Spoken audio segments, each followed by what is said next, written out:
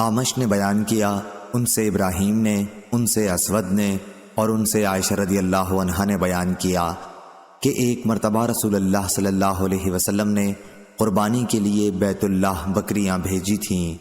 صحیح بخاری حدیث نمبر 1701۔ آمش نے بیان کیا، ان سے ابراہیم نے، ان سے اسود نے اور ان سے عائشہ رضی اللہ عنہا نے کہ میں نبی کریم صلی اللہ علیہ وسلم کے قربانی کے جانوروں کے لیے قلادے خود بٹا کرتی تھی۔ حضرت صلی اللہ علیہ وسلم نے بکری کو بھی قلادہ پہنایا تھا اور آپ خود اپنے گھر اس حال میں مقیم تھے کہ آپ حلال تھے۔ صحیح بخاری حدیث نمبر 1702۔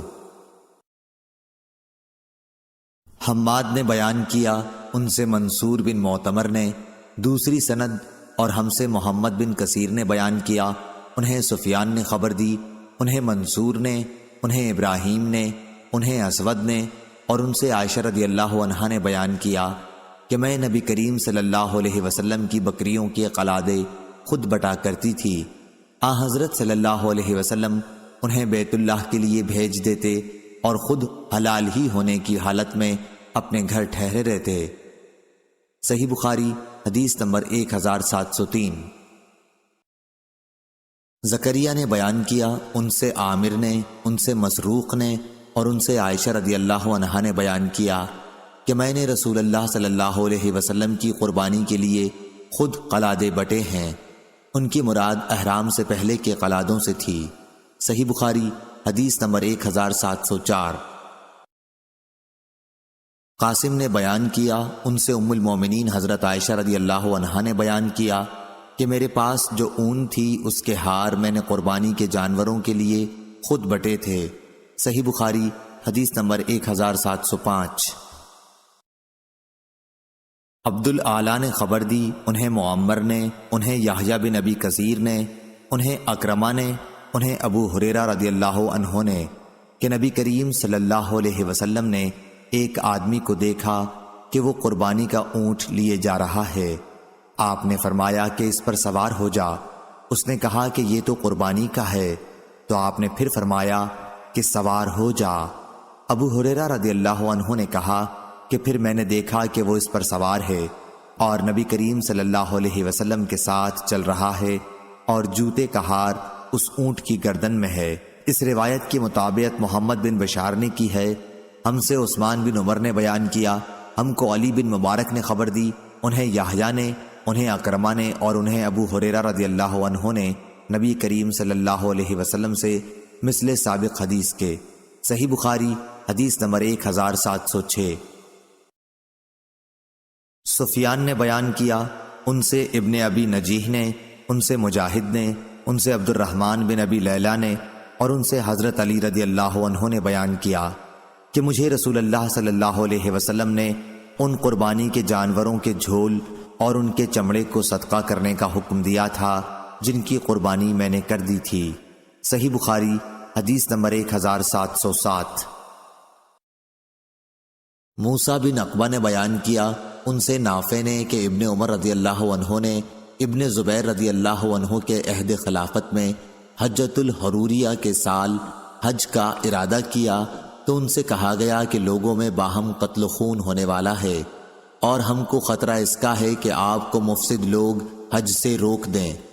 آپ نے جواب میں یہ آیت سنائی کہ تمہارے لیے رسول اللہ صلی اللہ علیہ وسلم کی زندگی بہترین نمونہ ہے۔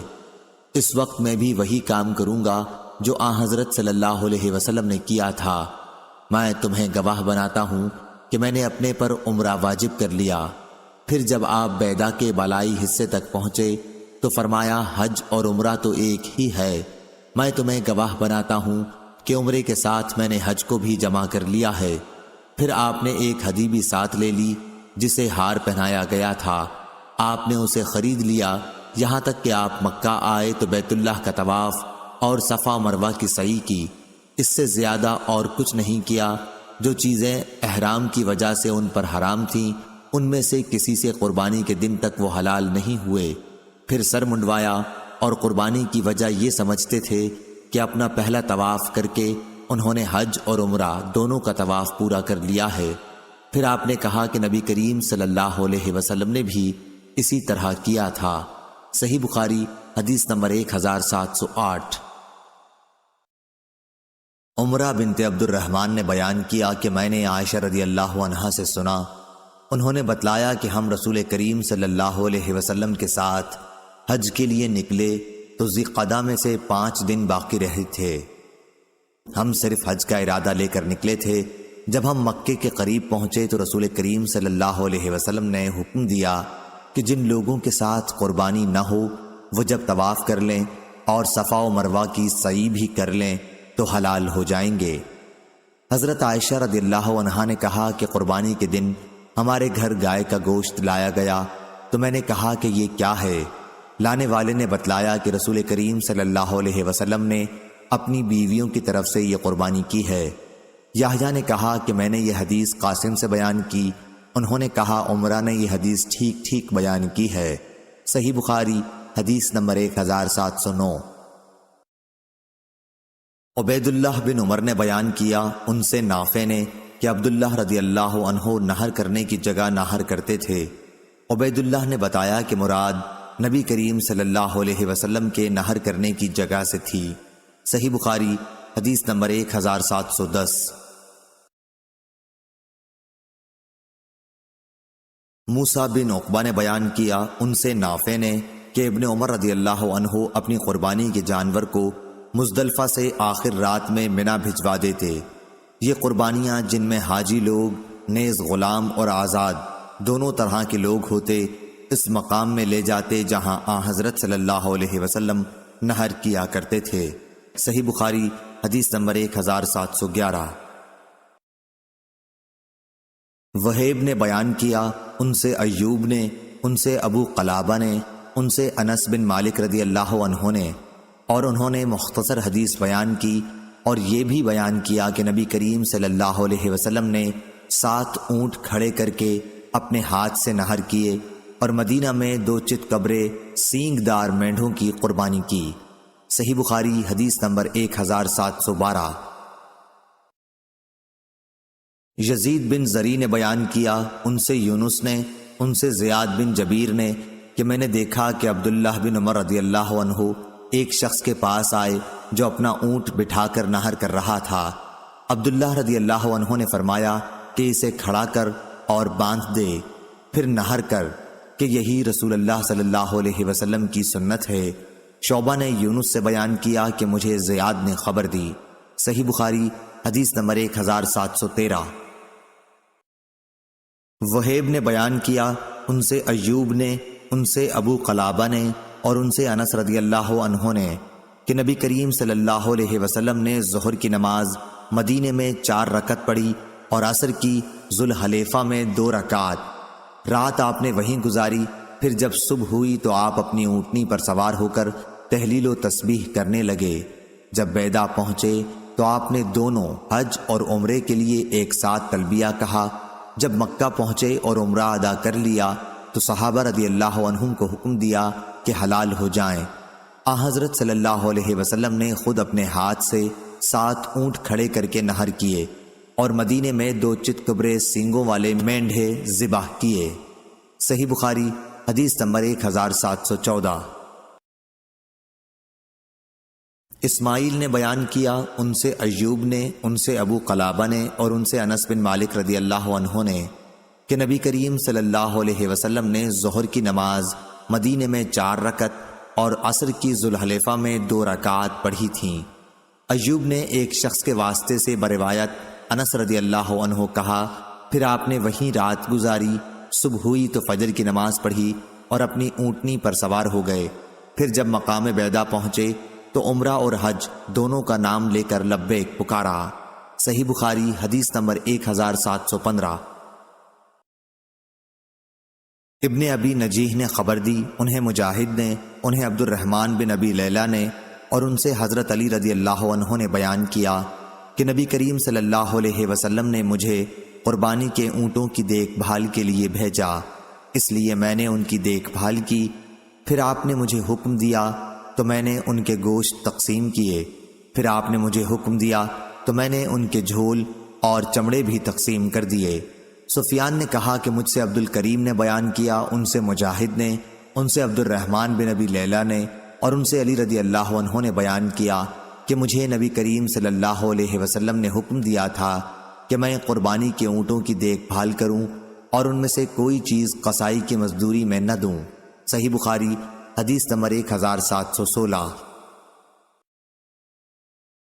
عبد الرحمن بن ابی لیلہ نے خبر دی، انہیں علی رضی اللہ عنہ نے خبر دی کہ نبی کریم صلی اللہ علیہ وسلم نے انہیں حکم دیا تھا کہ آپ قربانی کے اونٹوں کی نگرانی کریں، اور یہ کہ آپ کے قربانی کے جانوروں کی ہر چیز، گوشت، چمڑے اور جھول خیرات کر دیں، اور قصاب کی مزدوری اس میں سے نہ دیں۔ صحیح بخاری حدیث نمبر 1717۔ سیف بن ابی سلیمان نے بیان کیا، کہا میں نے مجاہد سے سنا، انہوں نے کہا کہ مجھ سے ابن ابی لیلہ نے بیان کیا اور ان سے علی رضی اللہ عنہ نے بیان کیا کہ نبی کریم صلی اللہ علیہ وسلم نے حجۃ الوداع کے موقع پر 100 اونٹ قربان کیے۔ میں نے آپ کے حکم کے مطابق ان کے گوشت بانٹ دیے، پھر آپ نے ان کی جھول بھی تقسیم کرنے کا حکم دیا اور میں نے انہیں بھی تقسیم کیا، پھر چمڑے کے لیے حکم دیا اور میں نے انہیں بھی بانٹ دیا۔ صحیح بخاری حدیث نمبر 1718۔ مسدد نے بیان کیا، کہا ہم سے یحییٰ قطان نے، ان سے ابن جریج نے، ان سے عطا نے، انہوں نے جابر بن عبداللہ رضی اللہ عنہ سے سنا، انہوں نے فرمایا کہ ہم اپنی قربانی کا گوشت منا کے بعد 3 دن سے زیادہ نہیں کھاتے تھے، پھر آن حضرت صلی اللہ علیہ وسلم نے ہمیں اجازت دے دی اور فرمایا کہ کھاؤ بھی اور توشے کے طور پر ساتھ بھی لے جاؤ، چنانچہ ہم نے کھایا اور ساتھ بھی لائے۔ ابن جریج نے کہا کہ میں نے عطا سے پوچھا، کیا جابر رضی اللہ عنہ نے یہ بھی کہا تھا کہ یہاں تک کہ ہم مدینہ پہنچ گئے؟ انہوں نے کہا کہ نہیں، ایسا نہیں فرمایا۔ صحیح بخاری حدیث نمبر 1719۔ عمرو نے بیان کیا، کہا میں نے عائشہ رضی اللہ عنہا سے سنا، انہوں نے فرمایا کہ ہم مدینے سے رسول اللہ صلی اللہ علیہ وسلم کے ساتھ نکلے تو ذوالقعدہ کے 5 دن باقی رہ گئے تھے، ہمارا ارادہ صرف حج ہی کا تھا۔ پھر جب مکے کے قریب پہنچے تو رسول اللہ صلی اللہ علیہ وسلم نے فرمایا کہ جن کے ساتھ ہدی نہ ہو وہ بیت اللہ کا طواف کر کے حلال ہو جائیں۔ عائشہ رضی اللہ عنہا نے فرمایا کہ پھر ہمارے پاس بقرہ عید کے دن گائے کا گوشت لایا گیا تو میں نے پوچھا کہ یہ کیا ہے؟ اس وقت معلوم ہوا کہ رسول اللہ صلی اللہ علیہ وسلم نے اپنی بیویوں کی طرف سے قربانی کی ہے۔ یحییٰ بن سعید نے کہا کہ میں نے اس حدیث کا قاسم بن محمد سے ذکر کیا تو انہوں نے کہا کہ عمرہ نے تم سے ٹھیک ٹھیک حدیث بیان کر دی ہے۔ ہر 2 احادیث سے مقصد باب ظاہر ہے کہ قربانی کا گوشت کھانے اور بطور توشہ رکھنے کی عام اجازت ہے۔ خود قرآن مجید میں فَكُلُوا مِنْهَا کا صیغہ موجود ہے کہ اسے غرباء و مساکین کو بھی تقسیم کرو اور خود بھی کھاؤ۔ صحیح بخاری حدیث نمبر 1720۔ منصور بن زازان نے خبر دی، انہیں عطا بن رباح نے اور ان سے ابن عباس رضی اللہ عنہ نے بیان کیا کہ رسول اللہ صلی اللہ علیہ وسلم سے اس شخص کے بارے میں پوچھا گیا جو قربانی کا جانور ذبح کرنے سے پہلے ہی سر منڈوا لے، تو آپ صلی اللہ علیہ وسلم نے فرمایا کہ کوئی قباحت نہیں، کوئی قباحت نہیں۔ صحیح بخاری حدیث نمبر 1721۔ ابو بکر بن عیاش نے خبر دی، انہیں عبدالعزیز بن رفیع نے، انہیں عطا بن ابی رباح نے اور انہیں ابن عباس رضی اللہ عنہ نے کہ ایک آدمی نے نبی کریم صلی اللہ علیہ وسلم سے پوچھا کہ حضور رمی سے پہلے میں نے طواف زیارت کر لیا۔ حضرت صلی اللہ علیہ وسلم نے فرمایا کہ کوئی حرج نہیں۔ پھر اس نے کہا اور حضور قربانی کرنے سے پہلے میں نے سر منڈوا لیا۔ آپ نے فرمایا کوئی حرج نہیں۔ پھر اس نے کہا اور قربانی کو رمی سے بھی پہلے کر لیا۔ حضرت صلی اللہ علیہ وسلم نے پھر بھی یہی فرمایا کہ کوئی حرج نہیں۔ اور عبد الرحیم رازی نے ابن خسیم سے بیان کیا، کہا کہ عطا نے خبر دی اور انہیں ابن عباس رضی اللہ عنہ نے نبی کریم صلی اللہ علیہ وسلم سے، اور قاسم بن یحییٰ نے کہا کہ مجھ سے ابن خسیم نے بیان کیا، ان سے عطا نے، ان سے ابن عباس رضی اللہ عنہ نے نبی کریم صلی اللہ علیہ وسلم سے۔ صحیح بخاری حدیث نمبر 1722۔ خالد نے بیان کیا ان سے اکرمہ نے اور ان سے ابن عباس رضی اللہ عنہ نے بیان کیا کہ نبی کریم صلی اللہ علیہ وسلم سے ایک آدمی نے مسئلہ پوچھا کہ شام ہونے کے بعد میں نے رمی کی ہے، آپ نے فرمایا کوئی حرج نہیں۔ سائل نے کہا قربانی کرنے سے پہلے میں نے سر مڈا لیا، حضرت صلی اللہ علیہ وسلم نے فرمایا کہ کوئی حرج نہیں۔ صحیح بخاری حدیث نمبر 1723۔ عثمان نے خبر دی، انہیں شعبہ نے، انہیں قیس بن مسلم نے، انہیں طارق بن شہاب نے اور ان سے ابو موسیٰ رضی اللہ عنہ نے بیان کیا کہ میں رسول اللہ صلی اللہ علیہ وسلم کی خدمت میں جب حاضر ہوا تو آپ بطحا میں تھے جو مکے کے قریب ایک جگہ ہے۔ آپ نے پوچھا کیا تو نے حج کی نیت کی ہے؟ میں نے کہا کہ ہاں۔ آپ نے دریافت فرمایا کہ تو نے احرام کس چیز کا باندھا ہے؟ میں نے کہا نبی کریم صلی اللہ علیہ وسلم کے احرام کی طرح احرام باندھا ہے۔ آپ نے فرمایا کہ تو نے اچھا کیا، اب جا۔ چنانچہ مکہ پہنچ کر میں نے بیت اللہ کا طواف کیا اور صفا و مروہ کی سعی کی۔ پھر میں بنو قیس کی ایک خاتون کے پاس آیا اور انہوں نے میرے سر کی جوئیں نکالیں۔ اس کے بعد میں نے حج کی لبیک پکاری۔ اس کے بعد عمر رضی اللہ عنہ کے عہد خلافت تک اسی کا فتویٰ دیتا رہا۔ پھر جب میں نے عمر رضی اللہ عنہ سے اس کا ذکر کیا تو آپ نے فرمایا کہ ہمیں کتاب اللہ پر بھی عمل کرنا چاہیے اور اس میں پورا کرنے کا حکم ہے۔ پھر رسول اللہ صلی اللہ علیہ وسلم کی سنت پر بھی عمل کرنا چاہیے، اور حضرت صلی اللہ علیہ وسلم قربانی سے پہلے حلال نہیں ہوئے تھے۔ صحیح بخاری حدیث نمبر 1724۔ امام مالک نے خبر دی، انہیں نافع نے، انہیں ابن عمر رضی اللہ عنہ نے کہ حفصہ رضی اللہ عنہا نے عرض کی یا رسول اللہ صلی اللہ علیہ وسلم، کیا وجہ ہوئی کہ اور لوگ تو عمرہ کر کے حلال ہو گئے اور آپ نے عمرہ کر لیا اور حلال نہ ہوئے؟ رسول اللہ صلی اللہ علیہ وسلم نے فرمایا کہ میں نے اپنے سر کے بال جما لیے تھے اور قربانی کے گلے میں قلادہ پہنا کر میں اپنے ساتھ لایا ہوں، اس لیے جب تک میں نہر نہ کر لوں گا میں احرام نہیں کھولوں گا۔ صحیح بخاری حدیث نمبر 1725۔ شعیب بن ابی حمزہ نے خبر دی، ان سے نافع نے بیان کیا کہ ابن عمر رضی اللہ عنہ فرمایا کرتے تھے کہ رسول اللہ صلی اللہ علیہ وسلم نے حجۃ الوداع کے موقع پر اپنا سر مڈایا تھا۔ صحیح بخاری حدیث نمبر 1726۔ امام مالک نے خبر دی، انہیں نافع نے، انہیں عبداللہ بن عمر رضی اللہ عنہ نے کہ رسول اللہ صلی اللہ علیہ وسلم نے دعا کی، اے اللہ سر منڈوانے والوں پر رحم فرما۔ صحابہ رضی اللہ عنہم نے عرض کی اور کتروانے والوں پر؟ حضرت صلی اللہ علیہ وسلم نے اب بھی دعا کی، اے اللہ سر منڈوانے والوں پر رحم فرما۔ صحابہ رضی اللہ عنہم نے پھر عرض کی اور کتروانے والوں پر؟ اب آپ صلی اللہ علیہ وسلم نے فرمایا اور کتروانے والوں پر بھی۔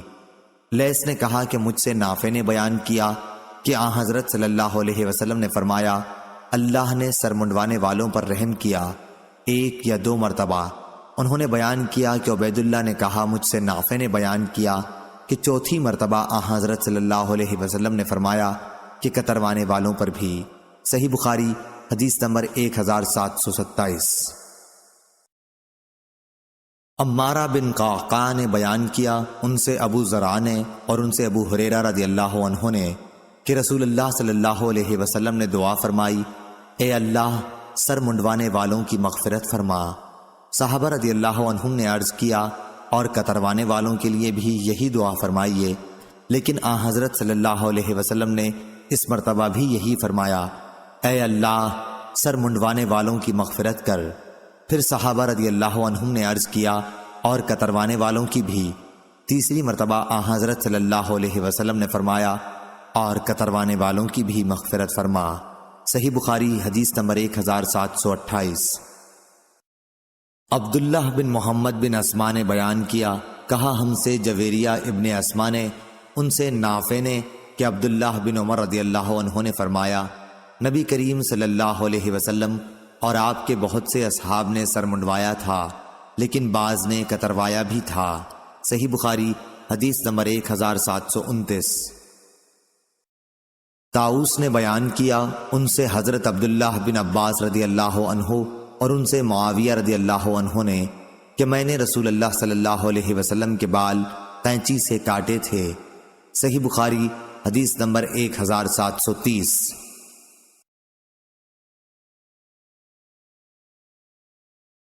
قریب نے خبر دی، ان سے ابن عباس رضی اللہ عنہ نے کہا کہ جب نبی کریم صلی اللہ علیہ وسلم مکے میں تشریف لائے تو آپ نے اپنے اصحاب کو یہ حکم دیا کہ بیت اللہ کا طواف اور صفا و مروہ کی سعی کرنے کے بعد احرام کھول دیں، پھر سر منڈوا لیں یا بال کتروا لیں۔ صحیح بخاری حدیث نمبر 1731۔ سفیان نے بیان کیا، ان سے عبید اللہ نے، ان سے نافع نے کہ ابن عمر رضی اللہ عنہ نے صرف ایک طواف الزیارہ کیا، پھر سویرے سے منا کو آئے۔ ان کی مراد 10ویں تاریخ سے تھی۔ عبد الرزاق نے اس حدیث کا رفع رسول اللہ صلی اللہ علیہ وسلم تک بھی کیا ہے، انہیں عبید اللہ نے خبر دی۔ صحیح بخاری حدیث نمبر 1732۔ لیث نے بیان کیا، ان سے جعفر بن ربیعہ نے، ان سے اعرج نے کہ مجھ سے ابو سلمہ بن عبد الرحمن نے بیان کیا، اور ان سے حضرت عائشہ رضی اللہ عنہا نے کہ ہم نے جب رسول اللہ صلی اللہ علیہ وسلم کے ساتھ حج کیا تو 10ویں تاریخ کو طواف الزیارہ کیا، لیکن صفیہ رضی اللہ عنہا حائضہ ہو گئیں۔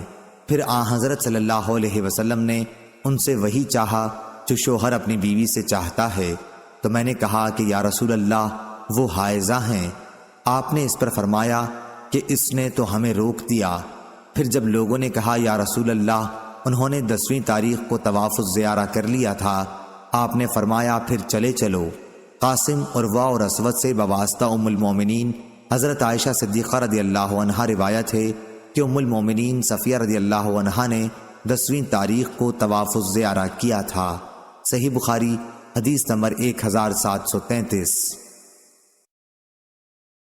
ابن طاؤس نے بیان کیا، ان سے ان کے باپ نے اور ان سے ابن عباس رضی اللہ عنہ نے کہ نبی کریم صلی اللہ علیہ وسلم سے قربانی کرنے، سر منڈوانے، رمی جمار کرنے اور ان میں آگے پیچھے کرنے کے بارے میں دریافت کیا گیا تو آپ نے فرمایا کہ کوئی حرج نہیں۔ صحیح بخاری حدیث نمبر 1734۔ خالد نے بیان کیا، ان سے اکرمہ نے، ان سے ابن عباس رضی اللہ عنہ نے کہ نبی کریم صلی اللہ علیہ وسلم سے یوم نہر میں منا میں مسائل پوچھے جاتے اور آپ فرماتے جاتے کہ کوئی حرج نہیں۔ ایک شخص نے پوچھا تھا کہ میں نے قربانی کرنے سے پہلے سر منڈا لیا ہے، تو آپ نے اس کے جواب میں بھی یہی فرمایا کہ جاؤ قربانی کر لو، کوئی حرج نہیں۔ اور اس نے یہ بھی پوچھا کہ میں نے کنکریاں شام ہونے سے بعد ہی مار لی ہیں، تو بھی آپ نے فرمایا کہ کوئی حرج نہیں۔ صحیح بخاری حدیث نمبر 1735۔ امام مالک نے خبر دی، انہیں ابن شہاب نے، انہیں عیسیٰ بن طلحہ نے، انہیں عبداللہ بن عمر رضی اللہ عنہ نے کہ نبی کریم صلی اللہ علیہ وسلم حجۃ الوداع کے موقع پر اپنی سواری پر بیٹھے ہوئے تھے اور لوگ آپ سے مسائل معلوم کیے جا رہے تھے۔ ایک شخص نے کہا حضور مجھ کو معلوم نہ تھا اور میں نے قربانی کرنے سے پہلے ہی سر منڈا لیا۔ آپ نے فرمایا اب قربانی کر لو، کوئی حرج نہیں۔ دوسرا شخص آیا اور بولا حضور مجھے خیال نہ رہا اور رمی جمار سے پہلے ہی میں نے قربانی کر دی۔ آپ نے فرمایا اب رمی کر لو، کوئی حرج نہیں۔ اس دن آپ سے جس چیز کے آگے پیچھے کرنے کے متعلق سوال ہوا، آپ صلی اللہ علیہ وسلم نے یہی فرمایا اب کر لو، کوئی حرج نہیں۔ صحیح بخاری حدیث نمبر 1736۔ زہری نے بیان کیا، ان سے عیسیٰ بن طلحہ نے اور ان سے عبداللہ بن عمرو بن العاص رضی اللہ عنہ نے کہ جب رسول اللہ صلی اللہ علیہ وسلم 10ویں تاریخ کو منا میں خطبہ دے رہے تھے تو وہ وہاں موجود تھے۔ ایک شخص نے اس وقت کھڑے ہو کر پوچھا میں اس خیال میں تھا کہ فلاں کام فلاں سے پہلے ہے۔ پھر دوسرا کھڑا ہوا اور کہا کہ میرا خیال تھا کہ فلاں کام فلاں سے پہلے ہے، چنانچہ میں نے قربانی سے پہلے سر منڈا لیا، رمی جمار سے پہلے قربانی کر لی اور مجھے اس میں شک ہوا، تو نبی اکرم صلی اللہ علیہ وسلم نے فرمایا اب کر لو، ان سب میں کوئی حرج نہیں۔ اسی طرح کے دوسرے سوالات بھی آپ سے کیے گئے، آپ صلی اللہ علیہ وسلم نے ان سب کے جواب میں یہی فرمایا کہ کوئی حرج نہیں، اب کر لو۔ صحیح بخاری حدیث نمبر 1737۔ یعقوب بن ابراہیم نے خبر دی، ان سے میرے والد نے بیان کیا، ان سے صالح نے، ان سے ابن شہاب نے، اور ان سے عیسیٰ بن طلحہ بن عبید اللہ نے بیان کیا۔ انہوں نے عبداللہ بن عمرو بن عاص رضی اللہ عنہ سے سنا، انہوں نے بتلایا کہ رسول اللہ صلی اللہ علیہ وسلم اپنی سواری پر سوار ہو کر ٹھہرے رہے، پھر پوری حدیث بیان کی۔ اس کی مطابقت معمر نے ظاہری سے روایت کر کے کی ہے۔ صحیح بخاری حدیث نمبر 1738۔ اکرمہ نے بیان کیا اور ان سے حضرت عبداللہ بن عباس رضی اللہ عنہ نے کہ 10ویں تاریخ کو رسول کریم صلی اللہ علیہ وسلم نے منا میں خطبہ دیا۔ خطبے میں آپ صلی اللہ علیہ وسلم نے پوچھا، لوگو آج کون سا دن ہے؟ لوگ بولے یہ حرمت کا دن ہے۔ آپ صلی اللہ علیہ وسلم نے پھر پوچھا، اور یہ شہر کون سا ہے؟ لوگوں نے کہا یہ حرمت کا شہر ہے۔ آپ صلی اللہ علیہ وسلم نے پوچھا، یہ مہینہ کون سا ہے؟ لوگوں نے کہا یہ حرمت کا مہینہ ہے۔ پھر آپ صلی اللہ علیہ وسلم نے فرمایا، بس تمہارا خون، تمہارے مال اور تمہاری عزت ایک دوسرے پر اسی طرح حرام ہے جیسے اس دن کی حرمت، اس شہر اور اس مہینے کی حرمت ہے۔ اس کلمے کو آپ صلی اللہ علیہ وسلم نے کئی بار دہرایا اور پھر آسمان کی طرف سر اٹھا کر کہا، اے اللہ، کیا میں نے تیرا پیغام پہنچا دیا؟ اے اللہ، کیا میں نے پہنچا دیا؟ حضرت عبداللہ بن عباس رضی اللہ عنہ نے بتلایا کہ اس ذات کی قسم جس کے ہاتھ میں میری جان ہے، حضرت صلی اللہ علیہ وسلم کی یہ وصیت اپنی تمام امت کے لیے ہے کہ حاضر اور جاننے والے، غائب اور ناواقف لوگوں کو اللہ کا پیغام پہنچا دیں۔ آپ صلی اللہ علیہ وسلم نے پھر فرمایا، دیکھو میرے بعد ایک دوسرے کی گردن مار کر کافر نہ بن جانا۔ صحیح بخاری حدیث نمبر 1739۔ عمروں نے خبر دی، کہا کہ میں نے جابر بن زید سے سنا، انہوں نے کہا کہ میں نے ابن عباس رضی اللہ عنہ سے سنا، آپ نے بتلایا کہ میدان عرفات میں رسول کریم صلی اللہ علیہ وسلم کا خطبہ میں نے خود سنا تھا۔ اس کی مطابقت ابن عینہ نے عمروں سے کی ہے۔ صحیح بخاری حدیث نمبر 1740۔ محمد بن سیرین نے کہا کہ مجھے عبد الرحمن بن ابی بکرہ نے اور ایک اور شخص نے جو میرے نزدیک عبد الرحمن سے بھی افضل ہے، یعنی حمید بن عبد الرحمن نے خبر دی کہ ابو بکرہ رضی اللہ عنہ نے بتلایا کہ نبی کریم صلی اللہ علیہ وسلم نے 10ویں تاریخ کو منا میں خطبہ سنایا۔ آپ صلی اللہ علیہ وسلم نے پوچھا، لوگو معلوم ہے آج یہ کون سا دن ہے؟ ہم نے عرض کی اللہ اور اس کا رسول زیادہ جانتے ہیں۔ آپ صلی اللہ علیہ وسلم اس پر خاموش ہو گئے اور ہم نے سمجھا کہ آپ صلی اللہ علیہ وسلم اس دن کا کوئی اور نام رکھیں گے، لیکن آپ صلی اللہ علیہ وسلم نے فرمایا، کیا یہ قربانی کا دن نہیں ہے؟ ہم بولے ہاں ضروری ہے۔ پھر آپ صلی اللہ علیہ وسلم نے پوچھا، یہ مہینہ کون سا ہے؟ ہم نے کہا اللہ اور اس کا رسول زیادہ جانتے ہیں۔ آپ صلی اللہ علیہ وسلم اس مرتبہ بھی خاموش ہو گئے اور ہمیں خیال ہوا کہ آپ صلی اللہ علیہ وسلم اس مہینے کا کوئی اور نام رکھیں گے، لیکن آپ صلی اللہ علیہ وسلم نے فرمایا، کیا یہ ذی الحج کا مہینہ نہیں ہے؟ ہم بولے کیوں نہیں؟ پھر آپ صلی اللہ علیہ وسلم نے پوچھا، یہ شہر کون سا ہے؟ ہم نے عرض کی اللہ اور اس کا رسول بہتر جانتے ہیں۔ اس مرتبہ بھی آپ صلی اللہ علیہ وسلم اس طرح خاموش ہو گئے کہ ہم نے سمجھا کہ آپ صلی اللہ علیہ وسلم اس کا کوئی اور نام رکھیں گے، لیکن آپ صلی اللہ علیہ وسلم نے فرمایا کہ یہ حرمت کا شہر نہیں ہے۔ ہم نے عرض کی کہ کیوں نہیں؟ ضرور ہے۔ اس کے بعد آپ صلی اللہ علیہ وسلم نے ارشاد فرمایا، بس تمہارا خون اور تمہارے مال تم پر اسی طرح حرام ہیں جیسے اس دن کی حرمت اس مہینہ اور اس شہر میں ہے، تاکہ تم اپنے رب سے جا ملو۔ کہو کیا میں نے تم کو اللہ کا پیغام پہنچا دیا؟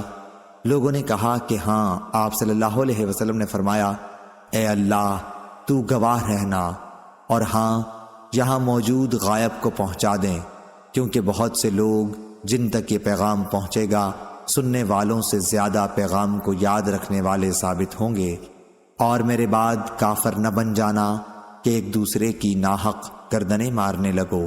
صحیح بخاری حدیث نمبر 1741۔ عاصم بن محمد بن زید نے خبر دی، انہیں ان کے باپ نے اور ان سے ابن عمر رضی اللہ عنہ نے بیان کیا کہ نبی کریم صلی اللہ علیہ وسلم نے منا میں فرمایا کہ تم کو معلوم ہے آج کون سا دن ہے؟ لوگوں نے کہا کہ اللہ اور اس کے رسول زیادہ جانتے ہیں۔ حضرت صلی اللہ علیہ وسلم نے فرمایا کہ یہ حرمت کا دن ہے، اور یہ بھی تم کو معلوم ہے کہ یہ کون سا شہر ہے؟ لوگوں نے کہا اللہ اور اس کے رسول زیادہ جانتے ہیں۔ آپ صلی اللہ علیہ وسلم نے فرمایا کہ یہ حرمت کا شہر ہے، اور تم کو یہ بھی معلوم ہے کہ یہ کون سا مہینہ ہے؟ لوگوں نے کہا اللہ اور اس کے رسول زیادہ جانتے ہیں۔ حضرت صلی اللہ علیہ وسلم نے فرمایا کہ اللہ تعالیٰ نے تمہارے خون، تمہارا مال اور عزت ایک دوسرے پر ناحق اس طرح حرام کر دی ہیں جیسے اس دن کی حرمت اس مہینے اور اس شہر میں ہے۔ ہشام بن غاز نے کہا کہ مجھے نافع نے ابن عمر رضی اللہ عنہ کے حوالے سے خبر دی کہ رسول اللہ صلی اللہ علیہ وسلم حجۃ الوداع میں 10ویں تاریخ کو جمرات کے درمیان کھڑے ہوئے تھے اور فرمایا تھا کہ یہ دیکھو یوم نحر اکبر کا دن ہے۔ پھر نبی کریم صلی اللہ علیہ وسلم یہ فرمانے لگے کہ اے اللہ گواہ رہنا، حضرت صلی اللہ علیہ وسلم نے اس موقع پر چونکہ لوگوں کو رخصت کیا تھا، آپ سمجھ گئے کہ وفات کا زمانہ آن پہنچا، جب سے لوگ اس حج کو حجۃ الوداع کہنے لگے۔ صحیح بخاری حدیث نمبر 1742۔ محمد بن عبید بن میمون نے بیان کیا، انہوں نے کہا کہ ہم سے عیسیٰ بن یونس نے، ان سے عبید اللہ نے، ان سے نافع نے اور ان سے ابن عمر رضی اللہ عنہ نے کہ نبی کریم صلی اللہ علیہ وسلم نے اجازت دی۔ صحیح بخاری حدیث نمبر 1743۔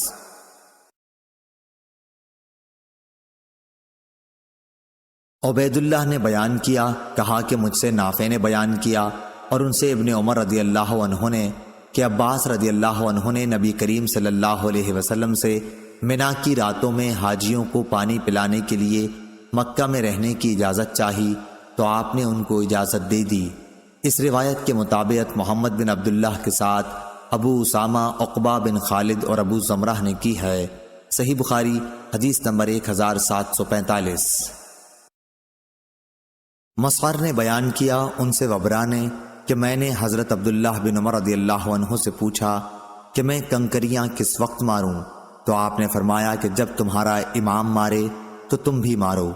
لیکن دوبارہ میں نے ان سے یہی مسئلہ پوچھا تو انہوں نے فرمایا کہ ہم انتظار کرتے رہتے اور جب سورج ڈھل جاتا تو کنکریاں مارتے۔ صحیح بخاری حدیث نمبر 1746۔ عبد الرحمن بن زید نے بیان کیا کہ عبداللہ رضی اللہ عنہ نے وادی کے نشیب بطن وادی میں کھڑے ہو کر کنکری ماری تو میں نے کہا اے عبد الرحمن، کچھ لوگ تو وادی کے بالائی علاقے سے کنکریاں مارتے ہیں۔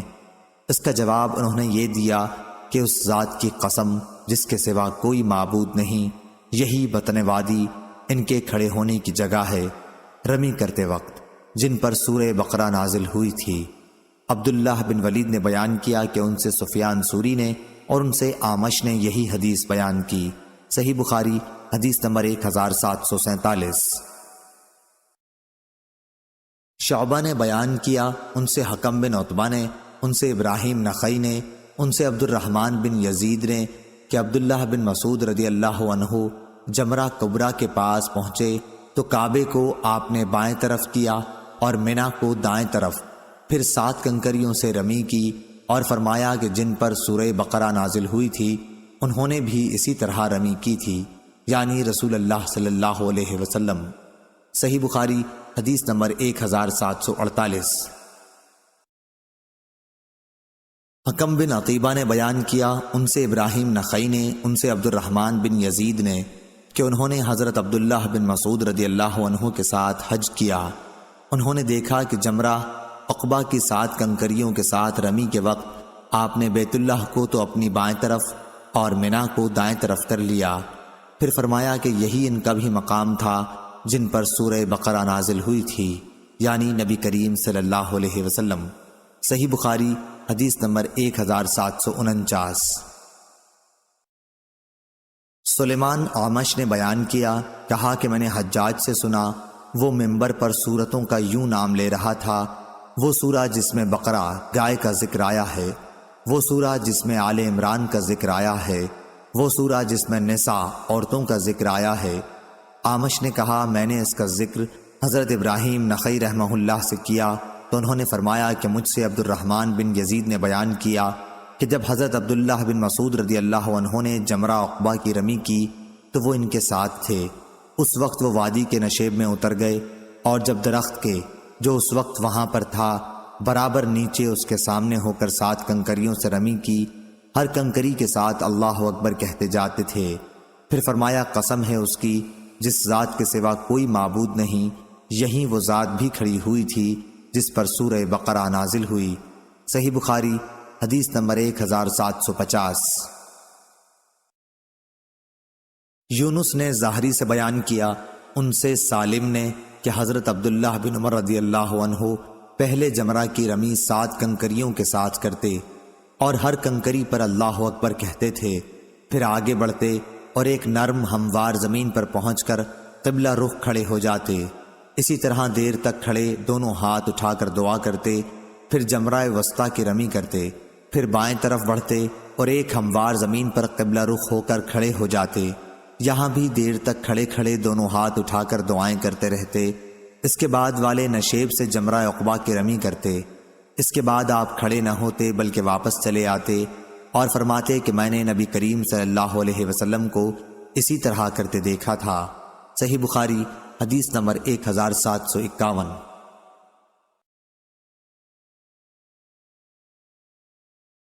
سالم بن عبداللہ نے بیان کیا کہ عبداللہ بن عمر رضی اللہ عنہ پہلے جمرہ کی رمی 7 کنکریوں کے ساتھ کرتے اور ہر کنکری پر اللہ اکبر کہتے تھے۔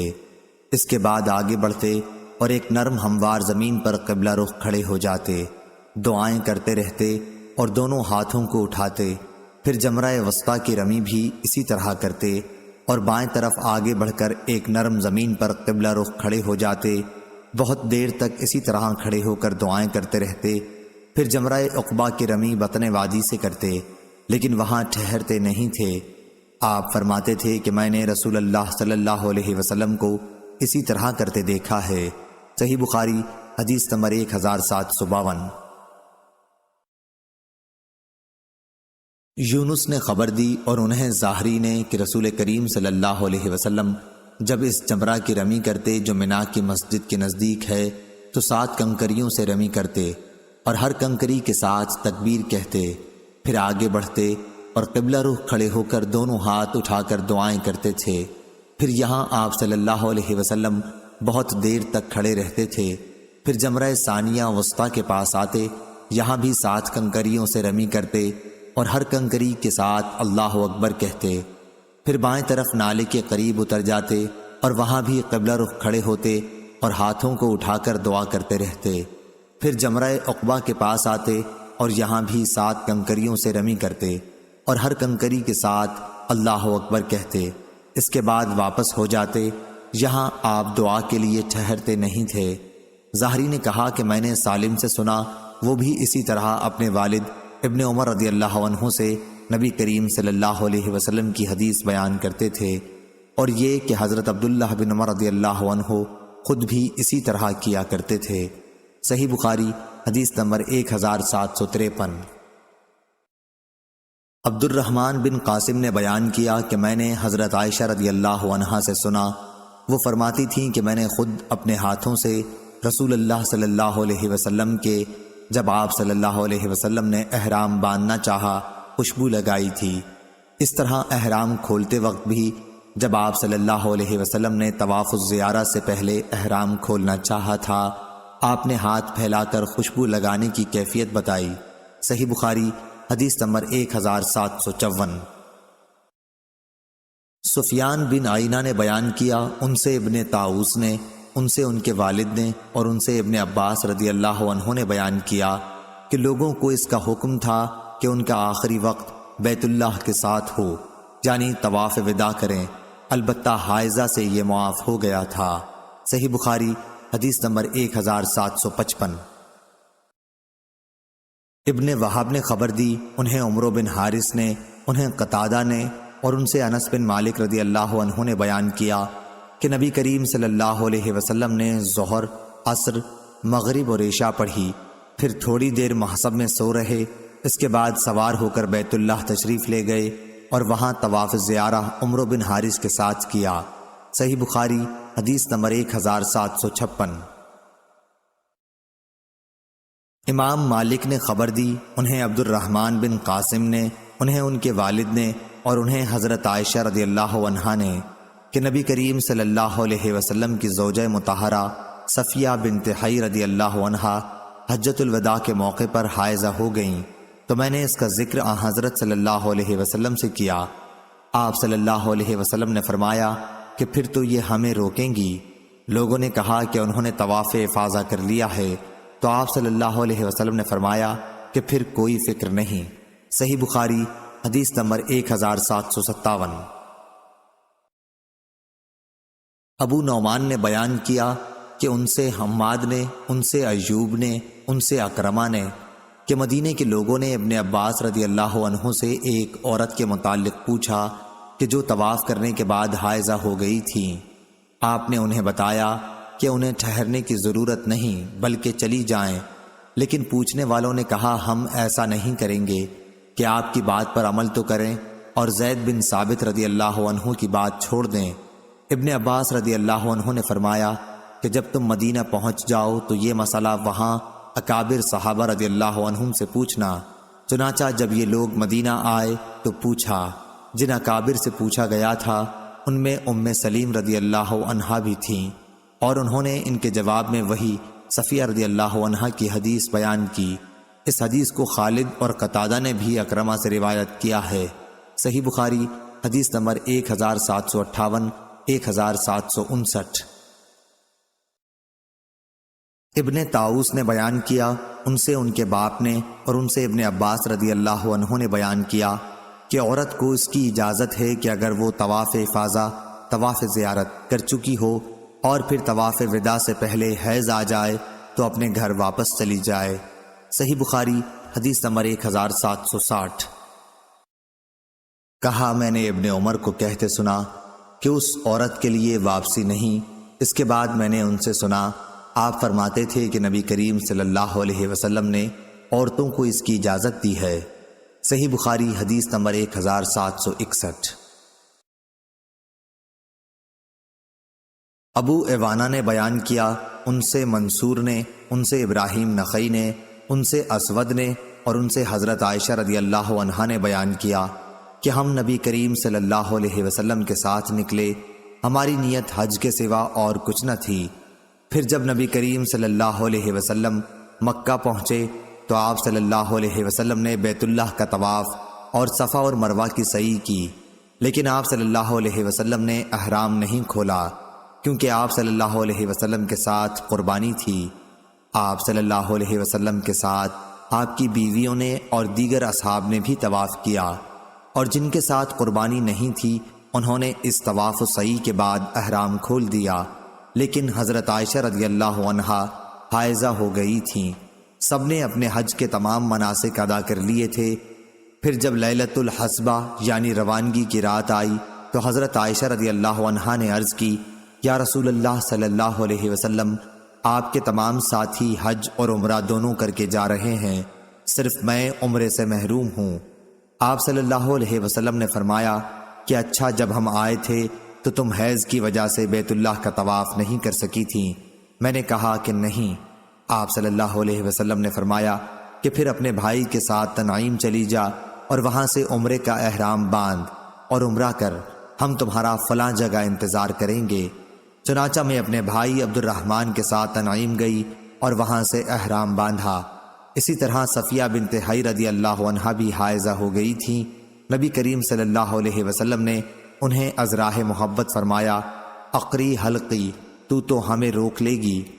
کیا تو نے قربانی کے دن طواف و زیارت نہیں کیا تھا؟ وہ بولی کہ کیا تھا۔ اس پر آپ صلی اللہ علیہ وسلم نے فرمایا کہ پھر کوئی حرج نہیں، چلی چلو۔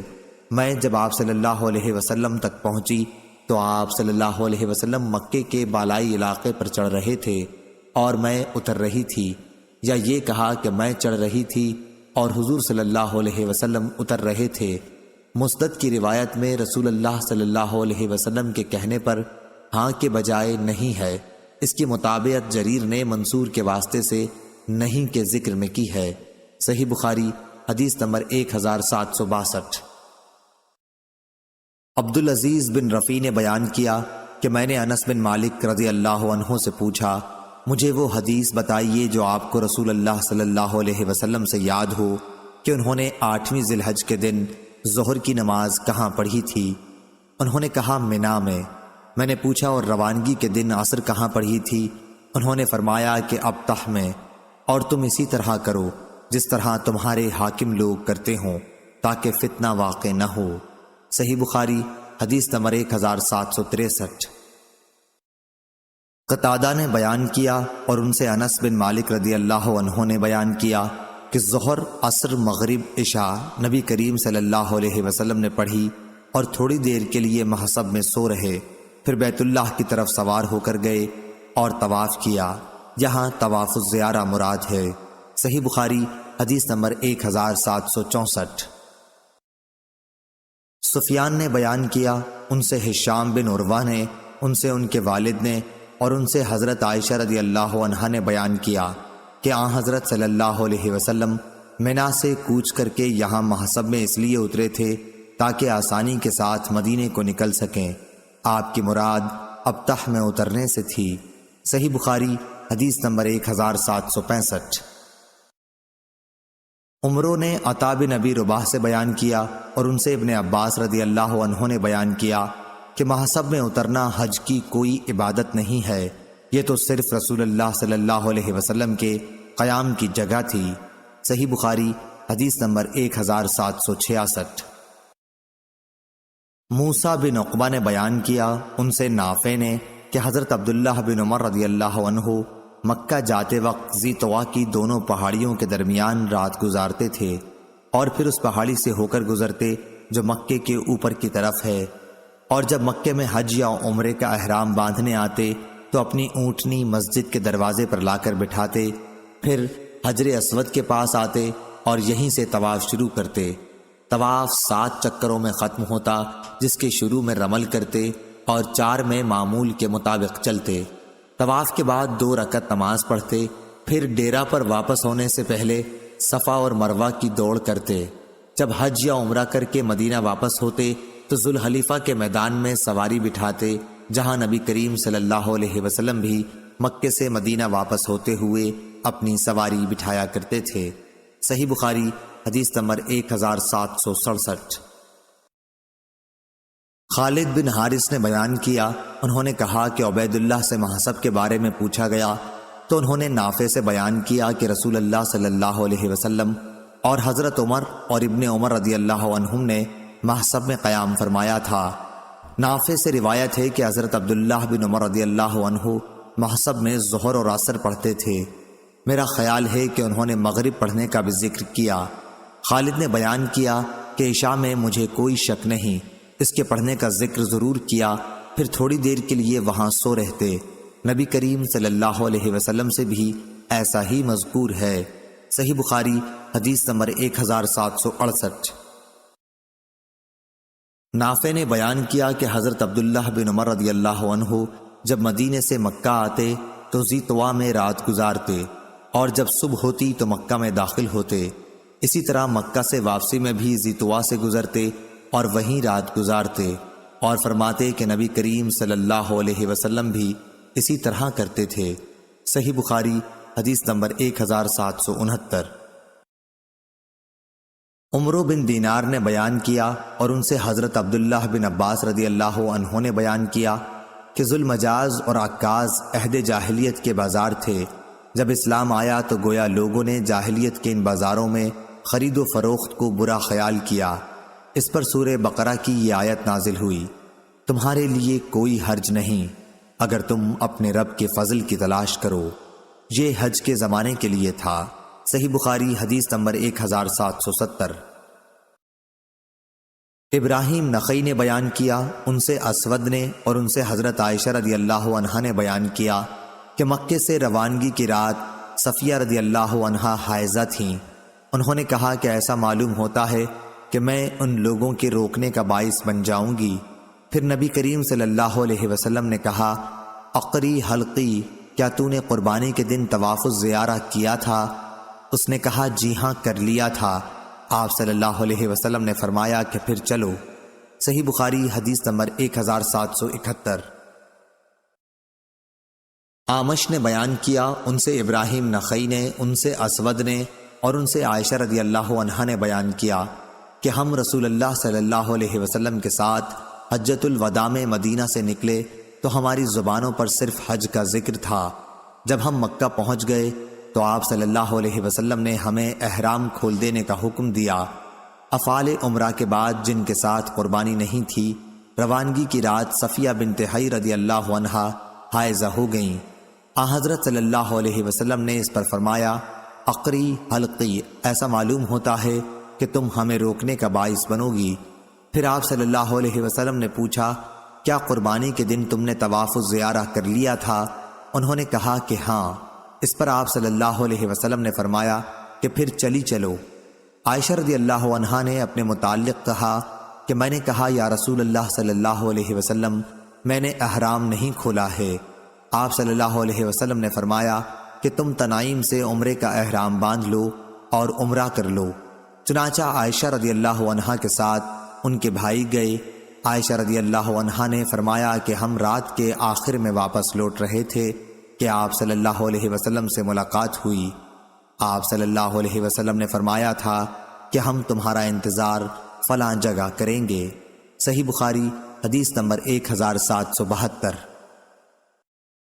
ابو صالح سمان نے خبر دی اور انہیں حضرت ابو ہریرہ رضی اللہ عنہ نے کہ رسول اللہ صلی اللہ علیہ وسلم نے فرمایا، ایک عمرے کے بعد دوسرا عمرہ دونوں کے درمیان گناہوں کا کفارہ ہے، اور حج مبرور کی جزا جنت کے سوا اور کچھ نہیں ہے۔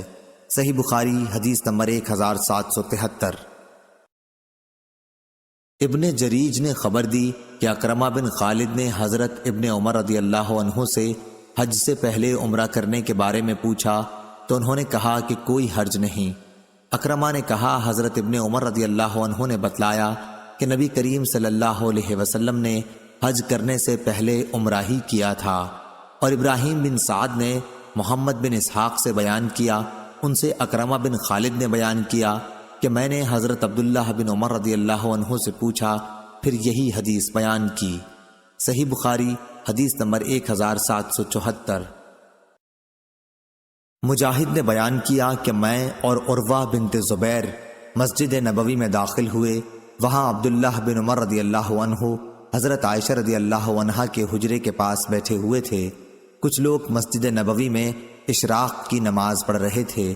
انہوں نے بیان کیا کہ ہم نے عبداللہ بن عمر رضی اللہ تعالیٰ عنہ سے ان لوگوں کی اس نماز کے متعلق پوچھا۔ انہوں نے بیان کیا کہ ہم نے عبداللہ بن عمر سے ان لوگوں کی اس نماز کے متعلق پوچھا تو آپ نے فرمایا کہ بدعت ہے۔ پھر ان سے پوچھا کہ نبی کریم صلی اللہ علیہ وسلم نے کتنے عمرے کیے تھے؟ انہوں نے کہا کہ 4۔ ایک ان میں سے رجب میں کیا تھا، لیکن ہم نے پسند نہیں کیا کہ ان کی اس بات کی تردید کریں۔ صحیح بخاری حدیث نمبر 1775۔ مجاہد نے بیان کیا کہ ہم نے ام المومنین عائشہ رضی اللہ عنہا کے حجرے سے ان کے مسواک کرنے کی آواز سنی تو عروہ نے پوچھا، اے میری ماں، اے ام المومنین، ابو عبد الرحمن کی بات آپ سن رہی ہیں؟ عائشہ رضی اللہ عنہا نے پوچھا، وہ کیا کہہ رہے ہیں؟ انہوں نے کہا، کہہ رہے ہیں کہ رسول کریم صلی اللہ علیہ وسلم نے 4 عمرے کیے تھے، جن میں سے ایک رجب میں کیا تھا۔ انہوں نے فرمایا کہ اللہ ابو عبد الرحمن پر رحم کرے۔ حضرت صلی اللہ علیہ وسلم نے تو کوئی عمرہ ایسا نہیں کیا جس میں وہ خود موجود نہ رہے ہوں۔ آپ صلی اللہ علیہ وسلم نے رجب میں تو کبھی عمرہ ہی نہیں کیا۔ صحیح بخاری حدیث نمبر 1776۔ عروہ بن زبیر رضی اللہ عنہ نے بیان کیا کہ میں نے عائشہ رضی اللہ عنہا سے پوچھا تو آپ نے فرمایا کہ رسول اللہ صلی اللہ علیہ وسلم نے رجب میں کوئی عمرہ نہیں کیا تھا۔ صحیح بخاری حدیث نمبر 1777۔ حمام بن یحییٰ نے بیان کیا ان سے قتادہ نے کہ میں نے انس رضی اللہ عنہ سے پوچھا کہ نبی کریم صلی اللہ علیہ وسلم نے کتنے عمرے کیے تھے؟ تو آپ نے فرمایا کہ 4، عمرہ حدیبیہ ذی قعدہ میں جہاں پر مشرکین نے آپ صلی اللہ علیہ وسلم کو روک دیا تھا، پھر آئندہ سال ذی قعدہ ہی میں ایک عمرہ قضا جس کے متعلق آپ صلی اللہ علیہ وسلم نے مشرکین سے صلح کی تھی، اور تیسرا عمرہ جعرانہ جس موقع پر آپ صلی اللہ علیہ وسلم نے غنیمت غالباً حنین کی تقسیم کی تھی۔ چوتھا حج کے ساتھ میں نے پوچھا اور حضرت صلی اللہ علیہ وسلم نے حج کتنے کیے؟ فرمایا کہ 1۔ صحیح بخاری حدیث نمبر 1778۔ قتادہ نے بیان کیا کہ میں نے انس رضی اللہ عنہ سے حضرت صلی اللہ علیہ وسلم کے عمرے کے متعلق پوچھا تو آپ نے فرمایا کہ نبی کریم صلی اللہ علیہ وسلم نے ایک عمرہ وہاں کیا جہاں سے آپ کو مشرکین نے واپس کر دیا تھا، اور دوسرے سال اسی عمرہ حدیبیہ کی قضائی کی تھی، اور ایک عمرہ ذی قعدہ میں اور ایک اپنے حج کے ساتھ کیا تھا۔ صحیح بخاری حدیث نمبر 1779۔ حمام نے بیان کیا اس روایت میں یوں ہے کہ جو عمرہ حضرت صلی اللہ علیہ وسلم نے اپنے حج کے ساتھ کیا تھا اس کے سوا تمام عمرے ذی قعدہ ہی میں کیے تھے۔ حدیبیہ کا عمرہ اور دوسرے سال اس کی قضا کا عمرہ کیا تھا، کیونکہ آپ نے قرآن کیا تھا اور حجۃ الوداع سے متعلق ہے، اور جعرانہ کا عمرہ جب آپ صلی اللہ علیہ وسلم نے جنگ حنین کی غنیمت تقسیم کی تھی، پھر ایک عمرہ اپنے حج کے ساتھ کیا تھا۔ صحیح بخاری حدیث نمبر 1780۔ ابو اسحاق نے بیان کیا کہ میں نے مسروق، عطا اور مجاہد رحمہم اللہ تعالی سے پوچھا تو ان سب حضرات نے بیان کیا کہ رسول اللہ صلی اللہ علیہ وسلم نے حج سے پہلے ذی قعدہ ہی میں عمرے کیے تھے، اور انہوں نے بیان کیا کہ میں نے براء بن عازب رضی اللہ عنہ سے سنا، انہوں نے فرمایا کہ نبی کریم صلی اللہ علیہ وسلم نے ماہ ذی قعدہ میں حج سے پہلے 2 عمرے کیے تھے۔ صحیح بخاری حدیث نمبر 1781۔ عطا بن ابی رباح نے بیان کیا کہ میں نے عبداللہ بن عباس رضی اللہ عنہ سے سنا، انہوں نے ہمیں خبر دی کہ رسول اللہ صلی اللہ علیہ وسلم نے ایک انصاری خاتون ام سنان رضی اللہ عنہا سے ابن عباس رضی اللہ عنہ نے ان کا نام بتایا تھا لیکن مجھے یاد نہ رہا، پوچھا کہ تو ہمارے ساتھ حج کیوں نہیں کرتی؟ وہ کہنے لگی کہ ہمارے پاس ایک اونٹ تھا جس پر ابو فلاں یعنی اس کا خاوند اور اس کا بیٹا سوار ہو کر حج کے لیے چل دیے، اور ایک اونٹ انہوں نے چھوڑا ہے جس سے پانی لایا جاتا ہے۔ آپ صلی اللہ علیہ وسلم نے فرمایا کہ اچھا، جب رمضان آئے تو عمرہ کر لینا، کیونکہ رمضان کا عمرہ ایک حج کے برابر ہوتا ہے، یا اسی جیسی کوئی بات آپ صلی اللہ علیہ وسلم نے فرمائی۔ صحیح بخاری حدیث نمبر 1782۔ ہشام نے بیان کیا ان سے ان کے والد عروہ نے اور ان سے حضرت عائشہ رضی اللہ عنہا نے بیان کیا کہ ہم رسول اللہ صلی اللہ علیہ وسلم کے ساتھ مدینے سے نکلے تو ذی الحج کا چاند نکلنے والا تھا۔ آپ صلی اللہ علیہ وسلم نے فرمایا کہ اگر کوئی حج کا احرام باندھنا چاہتا ہے تو وہ حج کا باندھ لے، اور اگر کوئی عمرے کا باندھنا چاہتا ہے تو وہ عمرے کا باندھ لے۔ اگر میرے ساتھ ہدی نہ ہوتی تو میں بھی عمرے کا احرام باندھتا۔ حضرت عائشہ رضی اللہ عنہا نے بیان کیا کہ ہم میں بعض نے تو عمرے کا احرام باندھا اور بعض نے حج کا احرام باندھا۔ میں بھی ان لوگوں میں تھی جنہوں نے عمرے کا احرام باندھا تھا، لیکن عرفہ کا دن آیا تو میں اس وقت حائضہ تھی، چنانچہ میں نے حضور صلی اللہ علیہ وسلم سے شکایت کی۔ آپ صلی اللہ علیہ وسلم نے فرمایا کہ پھر عمرہ چھوڑ دے اور سر کھول دے اور اس میں کنگاہ کر لے، پھر حج کا احرام باندھ لینا۔ میں نے ایسا ہی کیا۔ جب محسب کے قیام کی رات آئی تو حضور صلی اللہ علیہ وسلم نے عبد الرحمن کو میرے ساتھ تنعیم بھیجا، وہاں سے میں نے عمرے کا احرام اپنے اس عمرے کے بدلے میں باندھا جس کو توڑ ڈالا تھا۔ صحیح بخاری حدیث نمبر 1783۔ سفیان بن عینہ نے بیان کیا ان سے عمرو بن دینار نے، انہوں نے عمرو بن عوس سے سنا، ان کو عبد الرحمن بن ابی بکر رضی اللہ عنہ نے خبر دی کہ رسول اللہ صلی اللہ علیہ وسلم نے انہیں حکم دیا تھا کہ عائشہ رضی اللہ عنہا کو اپنے ساتھ سواری پر لے جائیں اور تنعیم سے انہیں عمرہ کرا لائیں۔ سفیان بن عینہ نے کہیں یوں کہا، میں نے عمرو بن دینار سے سنا، کہیں یوں کہا، میں نے کئی بار اس حدیث کو عمرو بن دینار سے سنا۔ صحیح بخاری حدیث نمبر 1784۔ جابر بن عبداللہ رضی اللہ عنہ نے بیان کیا کہ نبی کریم صلی اللہ علیہ وسلم اور آپ صلی اللہ علیہ وسلم کے اصحاب نے حج کا احرام باندھا تھا، اور حضرت صلی اللہ علیہ وسلم اور طلحہ رضی اللہ عنہ کے سوا قربانی کسی کے پاس نہیں تھی۔ انہی دنوں میں حضرت علی رضی اللہ عنہ یمن سے آئے تو ان کے ساتھ بھی قربانی تھی۔ انہوں نے کہا کہ جس چیز کا احرام رسول اللہ صلی اللہ علیہ وسلم نے باندھا ہے میرا بھی احرام وہی ہے۔ حضرت صلی اللہ علیہ وسلم نے اپنے اصحاب رضی اللہ عنہم کو مکے میں پہنچ کر اس کی اجازت دے دی تھی کہ اپنے حج کو عمرے میں تبدیل کر دیں اور بیت اللہ کا طواف اور صفا مروہ کی سعی کر کے بال ترشوا لیں اور احرام کھول دیں، لیکن وہ لوگ ایسا نہ کریں جن کے ساتھ قربانی ہو۔ اس پر لوگوں نے کہا کہ ہم منا سے حج کے لیے اس طرح سے جائیں گے کہ ہمارے ذکر سے منی ٹپک رہی ہو۔ یہ بات رسول اللہ تک پہنچی تو آپ صلی اللہ علیہ وسلم نے فرمایا، جو بات اب ہوئی اگر پہلے سے معلوم ہوتی تو میں اپنے ساتھ ہدی نہ لاتا، اور اگر میرے ساتھ ہدی نہ ہوتی تو افعال عمرہ ادا کرنے کے بعد میں بھی احرام کھول دیتا۔ عائشہ رضی اللہ عنہا اس حج میں حائضہ ہو گئی تھیں، اس لیے انہوں نے اگرچہ تمام مناسک ادا کیے لیکن بیت اللہ کا طواف نہیں کیا۔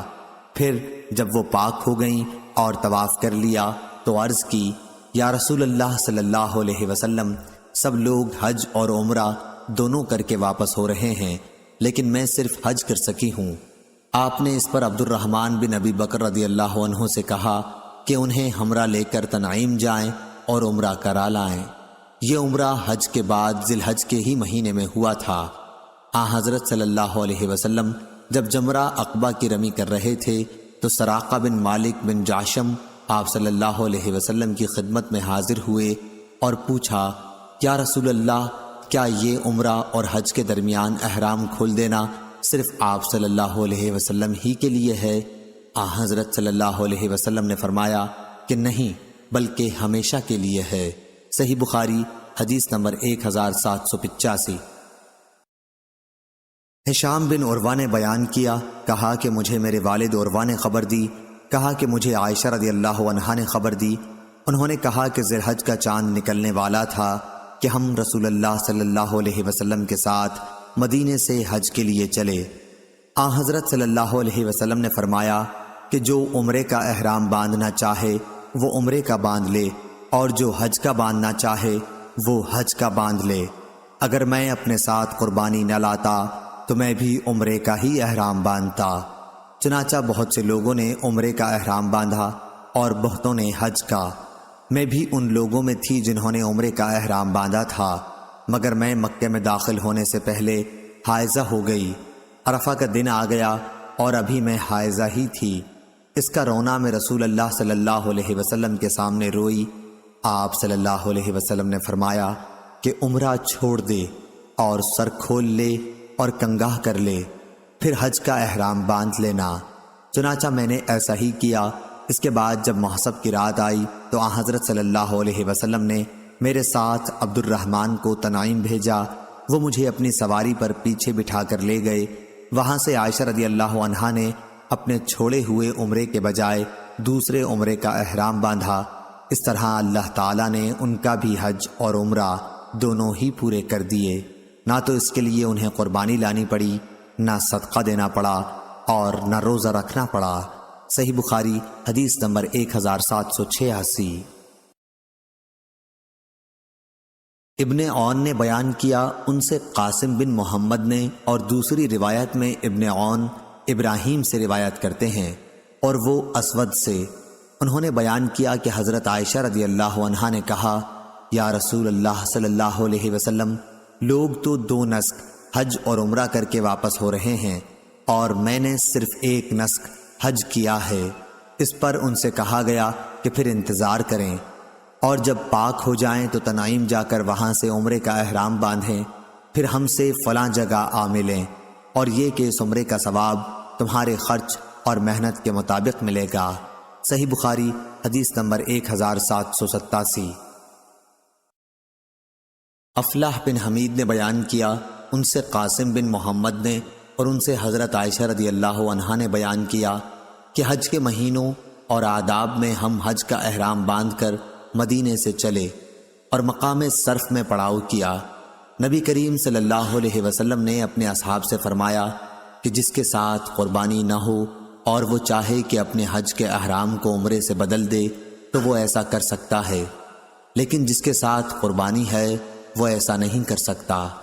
نبی کریم صلی اللہ علیہ وسلم اور آپ کے بعض مقدور والوں کے ساتھ قربانی تھی، اس لیے ان کا احرام صرف عمرے کا نہیں رہا۔ پھر نبی کریم صلی اللہ علیہ وسلم میرے یہاں تشریف لائے تو میں رو رہی تھی۔ آپ صلی اللہ علیہ وسلم نے دریافت فرمایا کہ رو کیوں رہی ہو؟ میں نے کہا آپ صلی اللہ علیہ وسلم نے اپنے اصحاب سے جو کچھ فرمایا میں سن رہی تھی، اب تو میرا عمرہ ہو گیا۔ آپ صلی اللہ علیہ وسلم نے پوچھا کیا بات ہوئی؟ میں نے کہا کہ میں نماز نہیں پڑھ سکتی حیض کی وجہ سے۔ حضرت صلی اللہ علیہ وسلم نے اس پر فرمایا کہ کوئی حرج نہیں، تو بھی آدم کی بیٹیوں میں سے ایک ہے، اور جو ان سب کے مقدر میں لکھا ہے وہی تمہارا بھی مقدر ہے۔ اب حج کا احرام باندھ لے، شاید اللہ تعالیٰ تمہیں عمرہ بھی نصیب کرے۔ عائشہ رضی اللہ عنہا نے بیان کیا کہ میں نے حج کا احرام باندھ لیا، پھر جب ہم حج سے فارغ ہو کر اور منا سے نکل کر محصب میں اترے تو حضرت صلی اللہ علیہ وسلم نے عبد الرحمن کو بلایا اور ان سے کہا کہ اپنی بہن کو حد حرم سے باہر لے جا تنعیم، تاکہ وہ وہاں سے عمرے کا احرام باندھ لیں، پھر طواف و سعی کرو، ہم تمہارا انتظار یہیں کریں گے۔ ہم آدھی رات کو آپ کی خدمت میں پہنچے تو آپ صلی اللہ علیہ وسلم نے پوچھا کیا فارغ ہو گئے؟ میں نے کہا ہاں۔ حضرت صلی اللہ علیہ وسلم نے اس کے بعد اپنے اصحاب میں کوچ کا اعلان کر دیا۔ بیت اللہ کا طواف ودا کرنے والے لوگ صبح کی نماز سے پہلے ہی روانہ ہو گئے اور مدینہ کی طرف چل دیے۔ صحیح بخاری حدیث نمبر 1788۔ صفوان بن یالی بن امیہ نے بیان کیا، ان سے ان کے والد نے کہ نبی کریم صلی اللہ علیہ وسلم جعرانہ میں تھے تو آپ صلی اللہ علیہ وسلم کی خدمت میں ایک شخص حاضر ہوا، جبہ پہنے ہوئے اور اس پر خلوق یا زردی کا نشان تھا۔ اس نے پوچھا مجھے اپنے عمرے میں آپ کس طرح کرنے کا حکم دیتے ہیں؟ اس پر اللہ تعالیٰ نے نبی کریم صلی اللہ علیہ وسلم پر وحی نازل کی اور آپ صلی اللہ علیہ وسلم پر کپڑا ڈال دیا گیا۔ میری بڑی آرزو تھی کہ جب حضور صلی اللہ علیہ وسلم پر وحی نازل ہو رہی ہو تو میں آپ صلی اللہ علیہ وسلم کو دیکھوں۔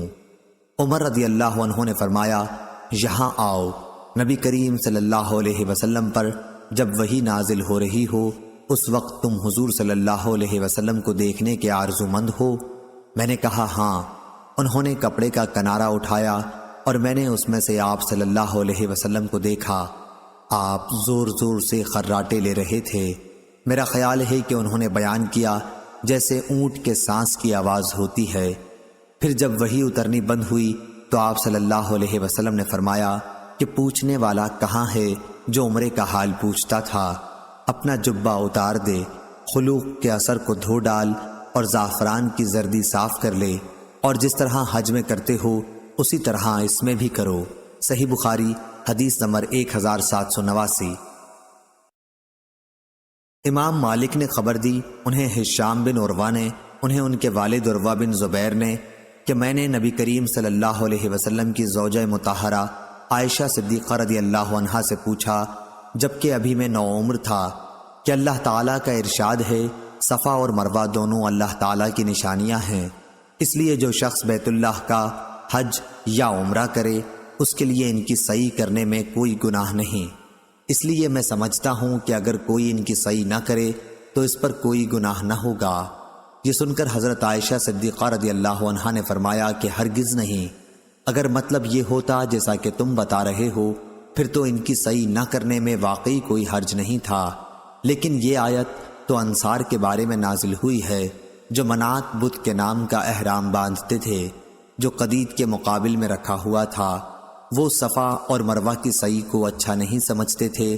جب اسلام آیا تو انہوں نے رسول اللہ صلی اللہ علیہ وسلم سے اس کے بارے میں پوچھا، اور اس پر اللہ تعالیٰ نے یہ آیت نازل فرمائی کہ صفا اور مروہ دونوں اللہ تعالیٰ کی نشانیاں ہیں، اس لیے جو شخص بیت اللہ کا حج یا عمرہ کرے اس کے لیے ان کی سعی کرنے میں کوئی گناہ نہیں۔ سفیان اور ابو معاویہ نے ہشام سے یہ زیادتی نکالی ہے کہ جو کوئی صفا مروہ کا پھیرا نہ کرے تو اللہ اس کا حج اور عمرہ پورا نہ کرے گا۔ صحیح بخاری حدیث نمبر 1790۔ اسحاق بن ابراہیم نے بیان کیا، ان سے جریر نے، ان سے اسماعیل نے، ان سے عبداللہ بن ابی اوفی نے بیان کیا کہ رسول اللہ صلی اللہ علیہ وسلم نے عمرہ بھی کیا اور ہم نے بھی آپ کے ساتھ عمرہ کیا۔ چنانچہ جب آپ مکے میں داخل ہوئے تو آپ صلی اللہ علیہ وسلم نے پہلے بیت اللہ کا طواف کیا اور آپ کے ساتھ ہم نے بھی طواف کیا، پھر صفا اور مروہ آئے اور ہم بھی آپ کے ساتھ آئے۔ ہم آپ کی مکے والوں سے حفاظت کر رہے تھے کہ کہیں کوئی کافر تیر نہ چلا دے۔ میرے ایک ساتھی نے ابن ابی اوفا سے پوچھا، کیا حضرت صلی اللہ علیہ وسلم کعبے میں اندر داخل ہوئے تھے؟ انہوں نے فرمایا کہ نہیں۔ صحیح بخاری حدیث نمبر 1791۔ کہا، انہوں نے پھر پوچھا، کیا حضرت صلی اللہ علیہ وسلم نے حضرت خدیجہ رضی اللہ عنہا کے متعلق کیا کچھ فرمایا تھا؟ انہوں نے بیان کیا کہ آپ صلی اللہ علیہ وسلم نے فرمایا تھا، خدیجہ رضی اللہ عنہا کو جنت میں ایک موتی کے گھر کی بشارت ہو، جس میں نہ کسی قسم کا شور و غل ہوگا نہ کوئی تکلیف ہوگی۔ صحیح بخاری حدیث نمبر 1792۔ عمرو بن دینار نے کہا کہ ہم نے ابن عمر رضی اللہ عنہ سے ایک ایسے شخص کے بارے میں دریافت کیا جو عمرے کے لیے بیت اللہ کا طواف تو کرتا ہے لیکن صفا اور مروہ کی سعی نہیں کرتا، کیا وہ صرف بیت اللہ کے طواف کے بعد اپنی بیوی سے ہم بستر ہو سکتا ہے؟ انہوں نے اس کا جواب یہ دیا کہ نبی کریم صلی اللہ علیہ وسلم مکہ تشریف لائے اور آپ صلی اللہ علیہ وسلم نے بیت اللہ کا 7 چکروں کے ساتھ طواف کیا، پھر مقام ابراہیم کے قریب 2 رکعت نماز پڑھی، اس کے بعد صفا اور مروہ کی 7 مرتبہ سعی کی، اور رسول اللہ صلی اللہ علیہ وسلم کی زندگی تمہارے لیے بہترین نمونہ ہے۔ صحیح بخاری حدیث نمبر 1793۔ انہوں نے بیان کیا کہ ہم نے جابر بن عبداللہ رضی اللہ عنہ سے بھی اس کے متعلق سوال کیا تو آپ نے فرمایا، صفا اور مروہ کی سعی سے پہلے اپنی بیوی کے قریب بھی نہ جانا چاہیے۔ صحیح بخاری حدیث نمبر 1794۔ ابو موسیٰ اشعری نے بیان کیا، انہوں نے بیان کیا کہ میں نبی کریم صلی اللہ علیہ وسلم کی خدمت میں بطحا میں حاضر ہوا، آپ صلی اللہ علیہ وسلم وہاں حج کے لیے جاتے ہوئے اترے ہوئے تھے۔ آپ صلی اللہ علیہ وسلم نے دریافت فرمایا کہ کیا تمہارا حج ہی کا ارادہ ہے؟ میں نے کہا جی ہاں۔ آپ صلی اللہ علیہ وسلم نے پوچھا، اور احرام کس چیز کا باندھا ہے؟ میں نے کہا میں نے اسی کا احرام باندھا ہے جس کا نبی کریم صلی اللہ علیہ وسلم نے احرام باندھا ہو۔ آپ صلی اللہ علیہ وسلم نے فرمایا، تو نے اچھا کیا، اب بیت اللہ کا طواف اور صفا اور مروہ کی سعی کر لے، پھر احرام کھول ڈال۔ چنانچہ میں نے بیت اللہ کا طواف کیا اور صفا اور مروہ کی سعی، پھر میں بنو قیس کی ایک عورت کے پاس آیا اور انہوں نے میرے سر کی جوئیں نکالی۔ اس کے بعد میں نے حج کا احرام باندھا۔ میں حضرت صلی اللہ علیہ وسلم کی وفات کے بعد اسی کے مطابق لوگوں کو مسئلہ بتایا کرتا تھا۔ جب عمر رضی اللہ عنہ کی خلافت کا دور آیا تو آپ صلی اللہ علیہ وسلم نے فرمایا کہ ہمیں کتاب اللہ پر عمل کرنا چاہیے کہ اس میں ہمیں حج اور عمرہ پورا کرنے کا حکم ہوا ہے، اور رسول اللہ صلی اللہ علیہ وسلم کی سنت پر عمل کرنا چاہیے کہ اس وقت آپ نے احرام نہیں کھولا تھا جب تک ہدی کی قربانی نہیں ہو گئی تھی، لہٰذا ہدی ساتھ لانے والوں کے واسطے ایسا ہی کرنے کا حکم ہے۔ صحیح بخاری حدیث نمبر 1795۔ عمروں نے خبر دی انہیں ابو الاسود نے کہ اسماء بنت ابی بکر رضی اللہ عنہا کے غلام عبداللہ نے ان سے بیان کیا، انہوں نے اسماء رضی اللہ عنہا سے سنا تھا، وہ جب بھی حجون پہاڑ سے ہو کر گزرتی تو یہ کہتی، رحمتیں نازل ہوں اللہ کی محمد صلی اللہ علیہ وسلم پر، ہم نے آپ صلی اللہ علیہ وسلم کے ساتھ یہیں قیام کیا تھا۔ ان دنوں ہمارے سامان بہت ہلکے پھلکے تھے، سواریاں اور زاد راہ کی بھی کمی تھی۔ میں نے، میری بہن عائشہ رضی اللہ عنہا نے، زبیر اور فلاں فلاں رحمہ اللہ نے عمرہ کیا، اور جب بیت اللہ کا طواف کر چکے تو صفا اور مروہ کی سعی کے بعد ہم حلال ہو گئے۔ حج کا احرام ہم نے شام کو باندھا تھا۔ صحیح بخاری حدیث نمبر 1796۔ امام مالک نے خبر دی، انہیں نافع نے اور انہیں حضرت عبداللہ بن عمر رضی اللہ عنہ نے، کہ رسول اللہ صلی اللہ علیہ وسلم جب کسی غزوہ یا حج و عمرے سے واپس ہوتے تو جب بھی کسی بلند جگہ چڑھاؤ ہوتا تو 3 مرتبہ اللہ اکبر کہتے اور یہ دعا پڑھتے: اللہ کے سوا کوئی معبود نہیں، وہ اکیلا ہے، اس کا کوئی شریک نہیں، ملک اسی کا ہے اور حمد اسی کے لیے ہے، وہ ہر چیز پر قادر ہے، ہم واپس ہو رہے ہیں توبہ کرتے ہوئے، عبادت کرتے ہوئے، اپنے رب کے حضور سجدہ کرتے ہوئے اور اس کی حمد کرتے ہوئے۔ اللہ نے اپنا وعدہ سچا کر دکھایا، اپنے بندے کی مدد کی اور سارے لشکر کو تنہا شکست دے دی۔ فتح مکہ کی طرف اشارہ ہے۔ صحیح بخاری حدیث نمبر 1797۔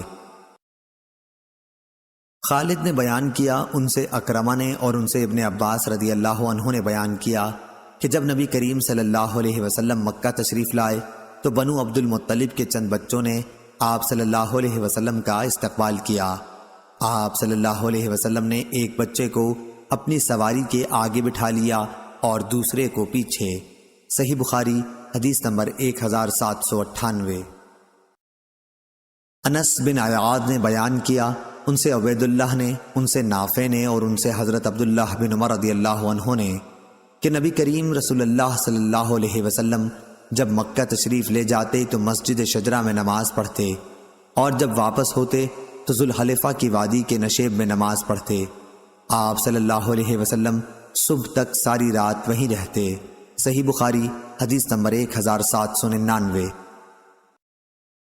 اسحاق بن عبداللہ بن ابی طلحہ نے بیان کیا، ان سے انس نے بیان کیا کہ رسول اللہ صلی اللہ علیہ وسلم سفر سے رات میں گھر نہیں پہنچتے تھے، یا صبح کے وقت پہنچ جاتے تھے، یا دوپہر کے بعد زوال سے لے کر غروب آفتاب تک کسی بھی وقت تشریف لاتے۔ صحیح بخاری حدیث نمبر 1800۔